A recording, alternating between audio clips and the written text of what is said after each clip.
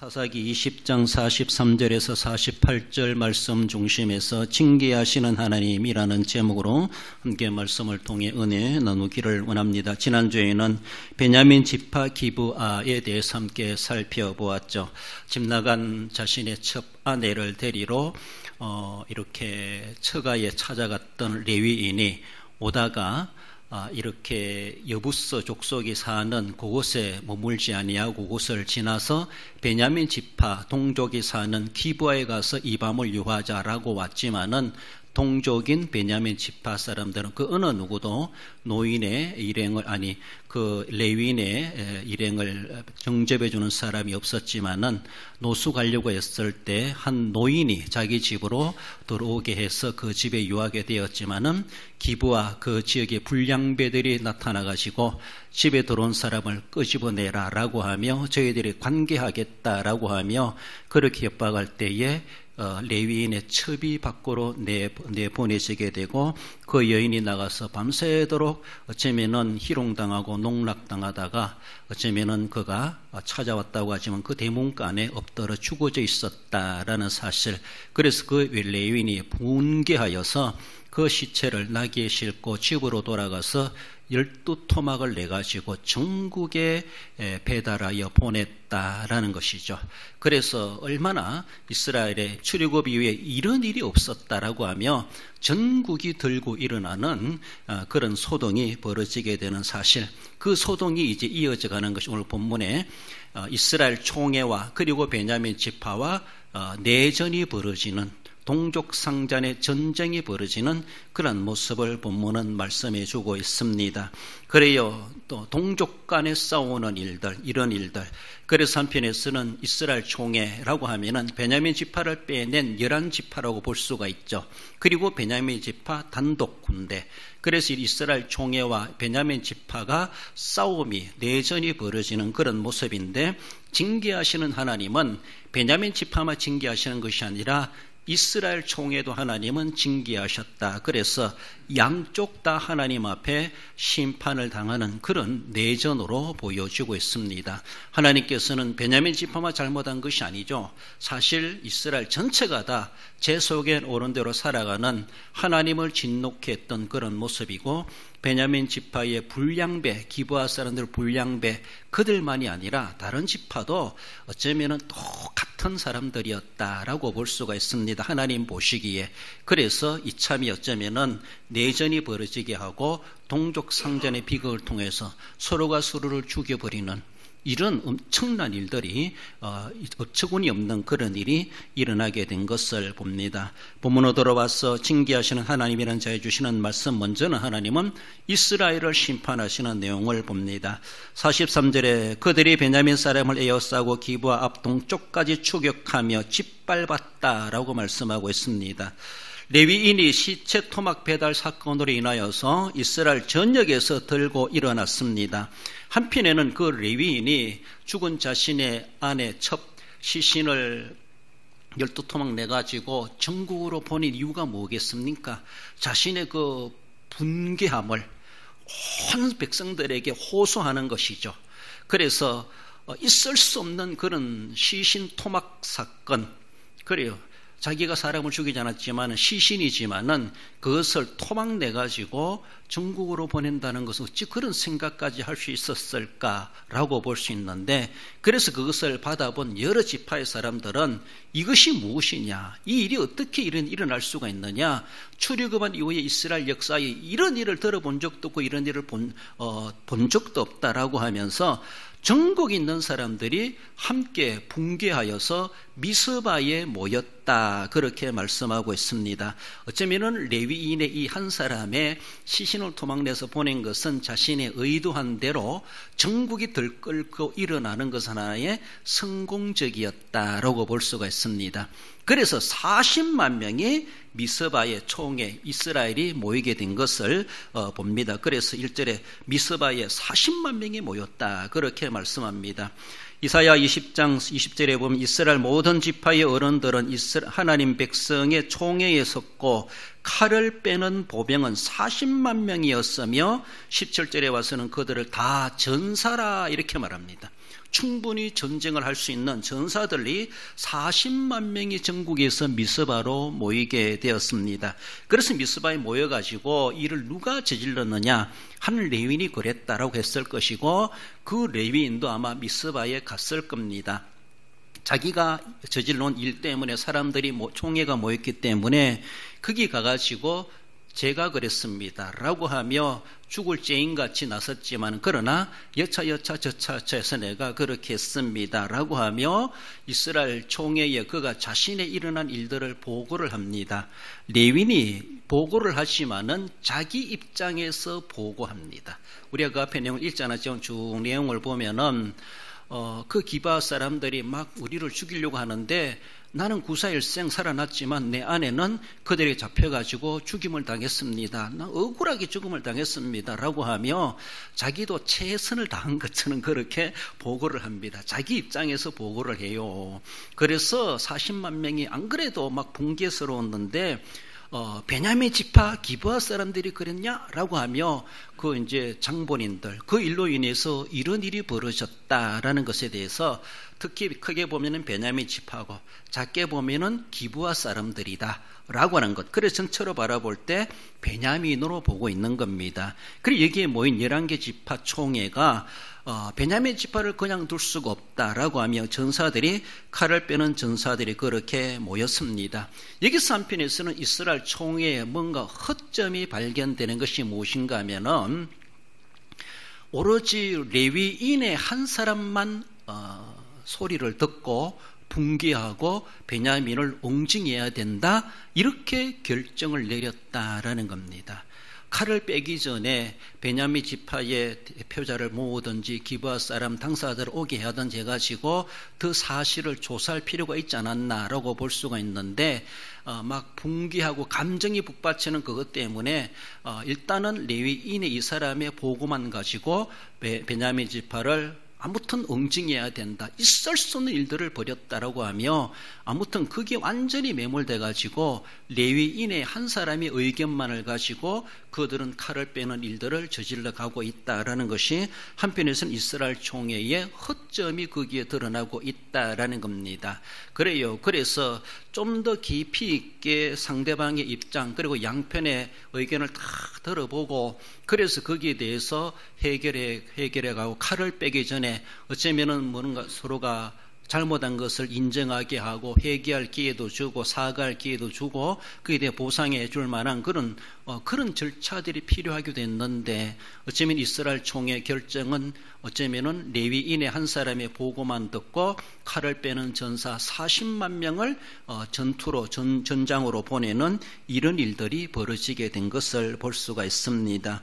그래요, 양편 다 들어봐야 돼요. 이 사람 이야기들은 그게 맞다, 그 말이 맞다, 상대편이 엄청나게 잘못했네, 그렇게 될 수 있습니다. 또 이짝 가서 들어보면은 할 말이 또 다 있어요.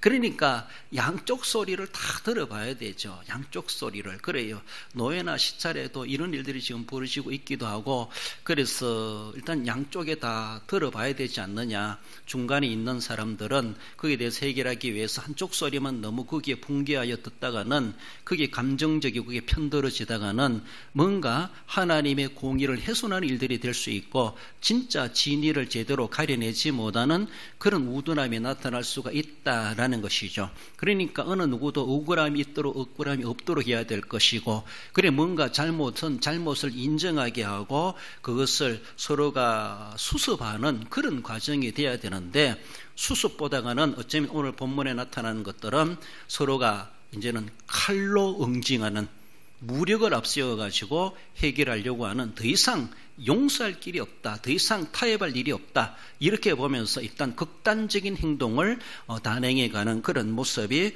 본문에 앞서 나오는 그런 내용들로 보기도 하고, 오늘 본문의 내용도 이제 베냐민 지파가 응징당하는 그런 내용을 우리가 봉독했습니다. 그리고 세상에는 왜 이렇게 허점들이 많은지, 좀 더 심사숙고하고 진짜 하나님이 원하시는 것이 무엇인가를 우리가 생각해야 돼요. 우리 신앙에 성령이 충만하다 할수록 어쩌면은 성령 충만함만 생각하지 말고 그 사람은 잘 모르기 때문에 그럴 수가 있지. 그 사람 믿음이 약하기 때문에 그럴 수도 있지. 잘 모르기 때문에 그럴 수도 있고 믿음이 작아서 그럴 수도 있고 여러 가지로 또 개인의 특성이 있을 수도 있습니다. 그걸 너무 정상 참작할 필요도 없겠지만은 그러나 어느 정도 인간적인 모습에서 극단적인 응징만이 아니라 징계만이 아니라 거기에 대해서 서로가 조금 이해시키고 또 회개할 기회를 주고 서로가 화해할 수 있는 그것을 더 1순위로 삼아가는 것이 필요하지 않나라고 싶은데 사람이 감정에 북받치다 보면요 아무튼 완전히 극우가 되고 극자가 되어버리는 이런 모습이다 보니까 어쩌면 완전히 양곡화돼 가지고 이제는 형제가 아니라 동족이 아니라 완전히 적수가 되어지고 원수가 되어버리는 주적이 되어버리는 그런 모양새가 될 수가 있다라는 것이죠. 그것이 어쩌면은 정말로 동족상잔이 되어버릴 수밖에 없었고 그것이 엄청난 쌍방간의 피해를 보는 그런 아무런 소득도 없는 국가적인 모습에서 아무런 유익도 되지 않는 국가적인 더욱더 큰 손실만 보는 그런 모양이 되고야 말 수가 있다라는 것을 우리는 늘 유의해가며 그래도 우리의 동족이다. 우리도 품어야 된다. 그래요. 죄는 미워하지만 죄인은 미워하면 안 된다. 이렇게 말할 수 있는 것처럼 그런 우리의 늘 느긋한 마음 그리고 넓은 마음을 가지고 또 깊이 있고 폭넓은 생각을 통해서 일들을 분별하고 분석하고 파악하고 결정해 가는 것은 필요하기도 하다라는 겁니다. 자꾸 감정만을 앞세우고 자신의 주장만 앞세우다 보면은 진짜로 알아야 될 걸 제대로 알지 못하고 묻혀버리는 그런 잘못을 저지를 수도 있다라는 것을 우리가 늘 조심해 가야 됩니다. 결국은 어쩌면은 이스라엘 총회가 한 사람의 의견을 통해서 군사 행동을 벌이게 되는 그래서 그 총회는 너무나도 사적인 총회가 되어버렸고 군사 행동도 한 사람의 레위인의 원수 보복을 위하여서 군대를 움직이는 이런 형식이 되어버렸다라는 것이 너무나 안타까운 모습이에요. 그래서 그중에 이스라엘 총회 어느 누구 장로라도 어느 누구라도 어른이라도 조금 잠깐 하면서 뭔가 그래도 상대방의 의견을 한번 들어보자라고 하면 그래서 조금 한 걸음 멈춰가지고 일들을 좀 깊이 있게 수습하려고 했다라면 좋았는데 그러하지 못해서 좀 결국은 동족상잔 내전이 벌어지게 되는 오늘의 본문의 그런 모습을 보여주고 있습니다. 그래요. 결국은 싸움을 하게 되었죠. 베냐민 군대가 그래서 미스바에 총회가 40만 명이 모였다라고 하니까 베냐민 지파에서도 군대를 모집했는데 2만 6천 명이 군대가 모였습니다. 한 지파에서. 그래서 어쩌면은 20장 15절 16절에 보면은 모두 2만 6천 명이요 기브아 주민 700명인데 이 모든 백성 중에서 택한 700명은 다 왼손잡이라 물매로 돌을 던지면 조금도 틀림이 없는 자들이더라라고 하며 베냐민 지파에 그 이상도 있었는지 모르지만 아무튼 거기에 동원된 군대가 2만 6천 명인데 그중에 700명은 왼손잡이인데도 돌을 던지면 야구선수처럼 정확하게 던질 줄 아는 그런 아주 명사소와도 같은 돌팔매질에 그렇게 뛰어난 인물들이다. 그런 전사들이다라고 하며 서로 이제 동족 상잔에 대한 군대로 해결하려고 하는 이런 일들이 벌어지고 있습니다. 여기서 베냐민 지파의 또 허점이 뭔가 하면은 베냐민 지파 허점은 기브와 불량배들이 그런 일을 저질렀다고 하면은 베냐민 지파가 그들의 악행을 감싼다는 겁니다. 감싸지 말고 일단 베냐민 지파에도 어른들이 있었다라면은 사실을 파악하고 우리 집안에서 그런 일이 벌어졌나 그것이 기브아 동네냐 그런 기브아 동네 주민들을 모아놓고 거기에서 당사자들을 추려가지고 뽑아야 되죠. 그래가지고 그 자체에서 일단은 베냐민 지파 1차적으로 응징하고 해결해야 되죠. 해결하지 않고 자기 지파 사람들인데 라고 하며 그들의 불량배 그들의 악행을 베냐민 지파가 감싸주는 이런 모양이 되어버렸다는 것이죠. 그러니까 결국은 동족상잔 내전이 벌어지게 되는 것이죠. 전쟁이 일어나게 하지 않을 수도 있었습니다. 그렇습니까? 우리 잘 몰랐습니다. 그럼 베냐민 지파 총회를 해가지고 기브아 사람들의 그에 대해서 그 자체적으로 응징을 해야 되죠. 자체적으로 해결했어야 되죠. 왜 거기까지 노예까지 오르고 총회까지 올라가게 합니까? 사전에 그 자체적으로 해결하면 얼마나 좋을까. 그러나 사전에 아무리 해결하려 해도 말을 안 들으니까 상에다가 또 올리고 상고하고 이러다 보니까 이제는 전국적인 그런 문제거리가 되어버리고 전국에 소문다나버리는 그런 일이 되어지고 결국은 국가적인 전쟁이 벌어지는 이런 내전이 벌어지게 된 것을 봅니다. 결국은 이제 총회 군대와 베냐민 군대가 전쟁을 할 수밖에 없어가지고 그래도 이스라엘 총회 군대는 하나님께 기도합니다. 번제를 드리고 제사를 드리면서 하나님 어느 지파 누가 먼저 올라가리까라고 하나님 앞에 기도했을 때 하나님께서는 유다 지파가 먼저 가거라라고 하면 하나님이 그렇게 응답을 주십니다. 1차 전투에서 20장 18절에 보면은 여호와께서 말씀하시되 유다가 먼저 갈지니라 하시니라라고 하며 유다가 선봉장이 되어가지고 베냐민 지파를 치러 올라갔는데 보기 좋게 패했습니다. 거기서 총회 군대가 2만 2천 명이 전사를 합니다. 베냐민 지파가 죽었다는 소리 아무도 없어요. 하나님께 기도하고 유다 지파를 앞세워가지고 가라 했는데 가가지고 1차 전투에서 도리어 총회 군대가 2만 2천 명이나 전사를 당합니다. 그래서 총회 군대가 난리 났습니다. 기도하고 올라갔는데 하나님의 지시대로 올라갔는데 어찌 이런 일이 벌어질 수 있느냐 통곡을 하면서 하나님 앞에 또 기도합니다. 그러면서 우리가 다시 또 올라가리까 치리까 라고 하니까 하나님이 또 올라가라 이렇게 말씀하십니다. 2차 전투가 벌어지게 되죠. 그래서 23절에 보면은 다시 나아가서 싸우리까 하니 올라가서 치라 하시니라. 두 번째 전투를 또 벌입니다. 두 번째 전투를 벌이는데 그때에도 올라가가 총회 군대가 1만 8천 명이 전사를 당해요. 도리 1차 전투도 베냐민이 승리를 하고 2차 전투도 베냐민이 승리를 하고 정말로 이해할 수 없는 일들이 벌어지고 있어요. 하나님 앞에 제사를 드리고 예배를 드리고 기도하고 응답받고 올라갔는데도 베냐민 지파가 손해를 보는 것이 아니라 도리어 총회 군대가 수만 명이 죽어나가는 1차 전투에서 이렇게 죽고 2차 전투에서도 18,000명이나 죽는 이런 엄청난 손실을 보게 됩니다. 아마 그들은 이해하지 못했을 거예요. 우리가 그래도 제사 드리고 기도하고 하는 응답받고 갔는데 왜 우리에게 이런 일이 벌어졌는가? 그래요. 그렇다고 기도하지 말라, 예배 드리지 말라라는 것이 아니라 우리 하나님께서는 그들이 전쟁을 앞두고 기도하고 예배하고 갔다고 해서 그것이 타다는 그것을 문제 삼는 것이 아니라 이미 그 전에 이미 이스라엘 사회가 하나님에 대해서 진작 예배했어야 되고 진작 기도했어야 되고 그런 일들을 벌려왔는데 지금 전쟁을 앞두고 기도한다고 해서 이전의 죄가 다 묵과되느냐? 그렇지 않은 것 같아요. 거기에 대해서는 생각지도 안 하고 다급한 일이 생기니까 하나님 앞에 기도하고 응답받고 올라간다고 하지만 하나님 이참에 이스라엘 총회를 심판을 내리시는 것이죠.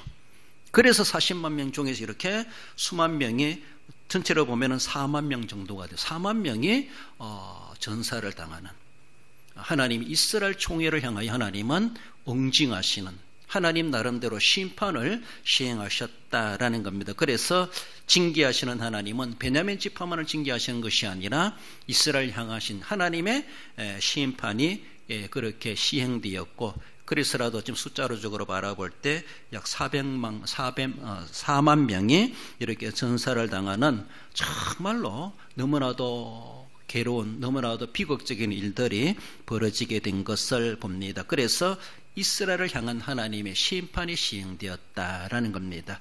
나가서 하나 징계하신 하나님은 베냐민 지파를 향하여 하나님 심판을 하시는데 46절에 보면 이날에 베냐민 사람으로서 칼을 빼는 자가 엎드러진 것이 모두 2만 5천 명이니 다 용사였더라. 세 번째 전투를 벌이게 됩니다. 세 번째 전투를 벌이는데 어쩌면은 두 번째까지 베냐민 지파가 승리를 했습니다. 이스라엘 총회가 큰 손실을 보았어요.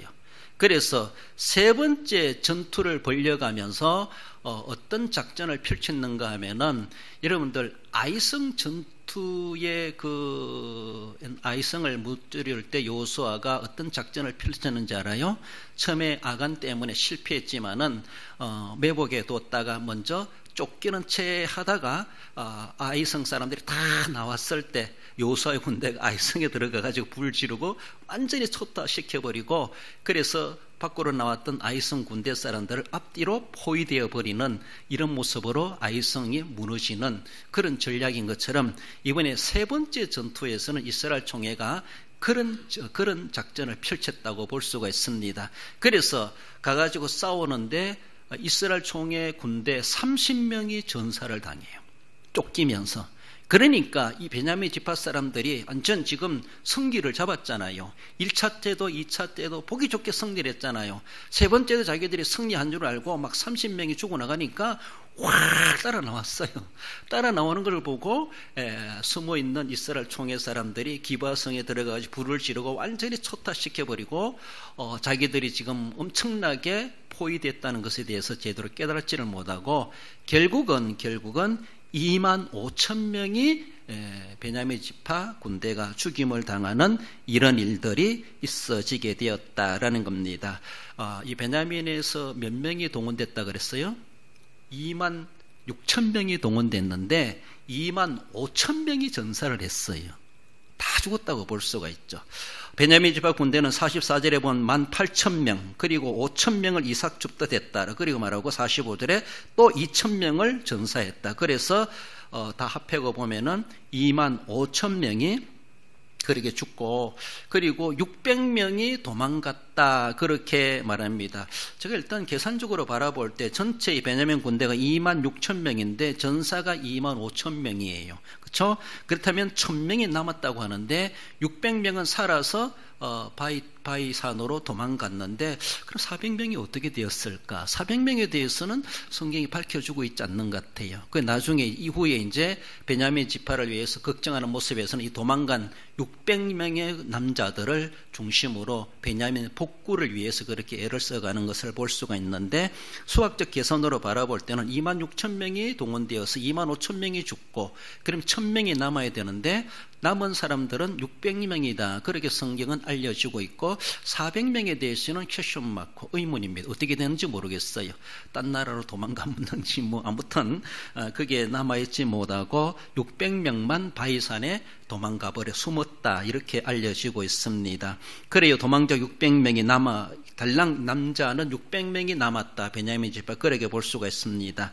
47절에 베냐민 사람 600명이 돌이켜 광야로 도망하여 림몬바위에 이르러 거기에서 넉 달 동안을 지냈더라 라고 하며, 그 600명은 도망가가지고 더 이상 이스라엘 총회가 쫓지 아니하고 600명 그냥 내버려 둔 것 같아요.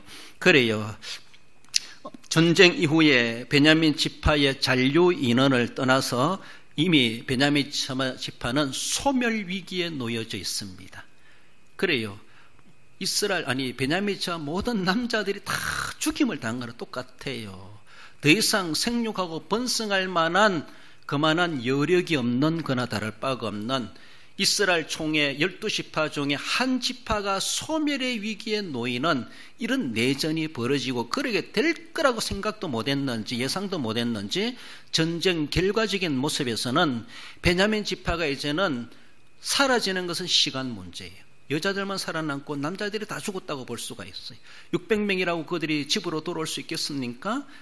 이스라엘 총회가 호시탐탐 노려보고 있는데 도망가고 피신하 없는 그들이 집으로 돌아오지 못할 그런 환경 가운데 놓여 있습니다.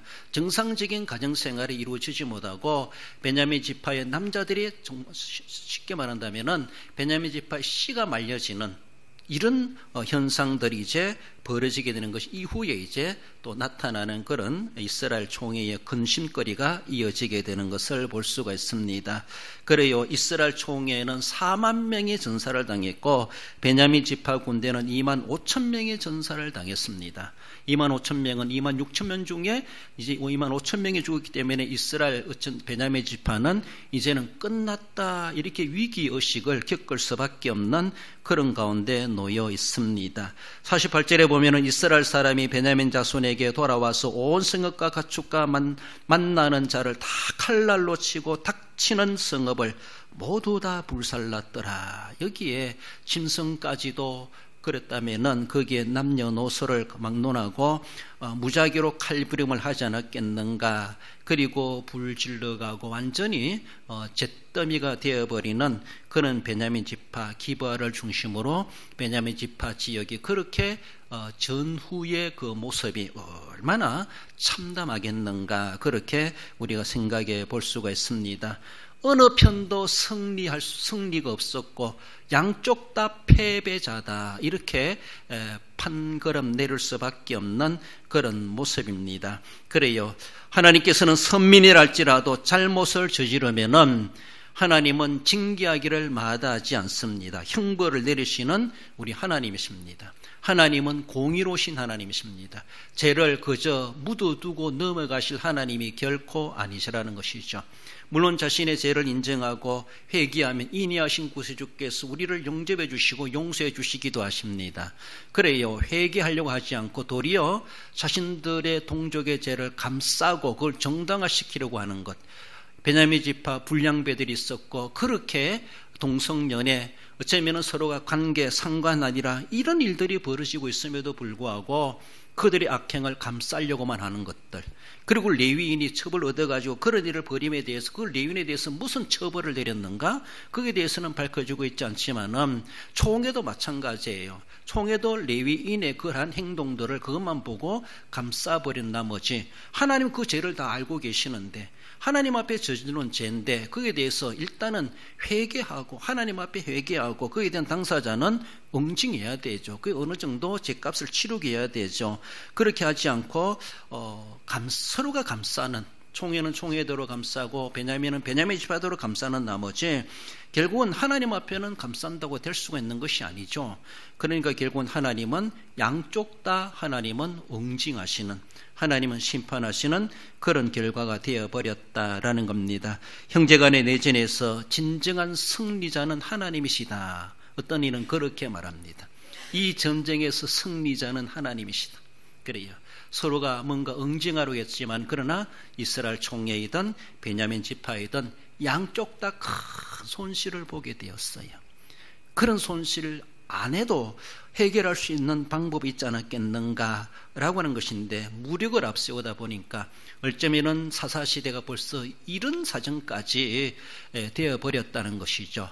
서로가 동족이면서도 서로가 한민족이면서도 그리고 하나님을 섬기는 선민이면서도 서로가 이해하지 못하고 너무나도 극우극자가 되다 보니까 너무 양극화되다 보니까 서로가 품지 못하고 용서하지 못하고 결국은 내전으로 해결하겠다라고 했지만은 양쪽 다 큰 피해를 볼 수밖에 없는 하나님 앞에 도리어 큰 형벌을 당하는 하나님의 징계를 받을 수밖에 없었던 것을 볼 수가 있습니다. 상대방의 잘못만 보지 말고 그 눈에 티만 보지 말고 내 눈에 들 뻔은 없는가? 우리는 그것을 심사숙고해야 되고 그들이 있다라면 우리 지역은 그렇게 그런 일들을 저지르는 불량배들은 없는가? 나는 불량스럽지 아니한가를 우리 하나님 앞에 겸허하게 점검해 보고 함께 그것을 품고 하나님 앞에 회개하는 그런 자세가 되는 것이 1차적으로 가져야 될 자세가 아니겠는가라는 겁니다.